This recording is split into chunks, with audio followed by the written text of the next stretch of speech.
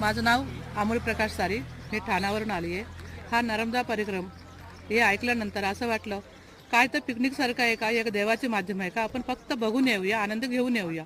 इथं आल्यानंतर कळलं आयुष्याची काय आपण कमवलं आणि काय एवढे दिवस गमावलं होतं. आणि एवढे दिवसानंतर आईबापाबरोबर म्हणा, नवऱ्याबरोबर म्हणा, आपण खूप काय यात्रा केले. एक गुरुबरोबर करणं आणि एवढी माणसांमध्ये करणं एक अनोखी जे आनंद आहे. आणि आज जे नाचवायचं जे स्वप्न होतं, मी मुंबईत येऊन आज 32 वर्ष झाली. मी प्रत्येक गणपतीला बघत असते, नाचाची वगैरे मोका भेटत असते का. आपण सांसारिक म्हणा, भावनिक म्हणा, कुठं ना कुठं गुंतलेला असतो आणि समाजामध्ये आपण कुठं ना कुठं माघारी घेत असतो. आणि जेव्हा एक परिक्रमा म्हणून एक गुरुबंधू बरोबर, बहिणींबरोबर आपण जे काय करतो त्याच्यामध्ये आपण लहान तर लहान होतो, मोठं तर मोठं होतो आणि सगळं नाते, सगळं होते, सगळं इथं निभवता येतो.